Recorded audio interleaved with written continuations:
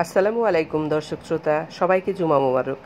আজকে শুক্রবার পবিত্র দিনে একটা রাসূলের হাদিস নিয়ে এলাম। হাদিসটা ছিল এরকম: একদিন আল্লাহ রাসূল সাল্লাল্লাহু আলাইহি সাল্লাম সাহাবাদের নিয়ে বসেছিলেন। একজন সাহাবা উঠে বললেন, ইয়া রাসূলুল্লাহ, আমার একটা কথা জানার ছিল। রাসূলুল্লাহ বললেন, ঠিক আছে বলো। সাহাবা বললেন, একজন মহিলা 5 ওয়াক্ত নামাজ পড়ে, জাকাত, নামাজ, রোজা সব কিছু করে। সে সারা রাত জেগে তাহাজ্জুদ নামাজ পড়ে, নফল রোজা রাখে, ইবাদতে সে পরিপূর্ণ। কিন্তু তার একটা সমস্যা হলো, সে প্রতিবেশীরা তার কাছে কোনো কিছু ধার চাইতে গেলে দিতে চায় না, খারাপ আচরণ করে। তার খেতে কোনো বকরির পাল গেলে সে অকথ্য ভাষায় গালিগালাজ করে। তার সম্পর্কে আপনি কিছু বলুন। রাসূলুল্লাহ বললেন, সে জাহান্নামী মহিলা।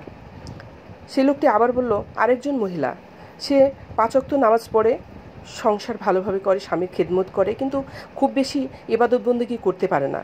কিন্তু প্রতিবেশীরা কিছু চাইতে গেলে সে যথাসাধ্য চেষ্টা করে দেওয়ার জন্যে, আর সবার সঙ্গে ভালো আচরণ করে।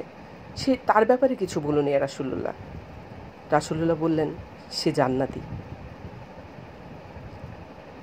সুপ্রিয় শ্রোতা, দেখেছেন হাদিসটি। অনেক ইবাদতের পাহাড় নিয়ে, খারাপ আচরণ নিয়ে জান্নাতে যাওয়া যাবে না। তাই আসুন আমরা দ্বিতীয় মহিলার মতো হই। আল্লাহ আমাদেরকে সেই তৌফিক দান করুক। আল্লাহ রাসূলের সেই মুখনিসৃত পবিত্র বাণী, সেই মহিলা জান্নাতি, এই কথাটি আমরা আমাদের ক্ষেত্রেও প্রযোজ্য করার চেষ্টা করি। আসসালামু আলাইকুম, ধন্যবাদ।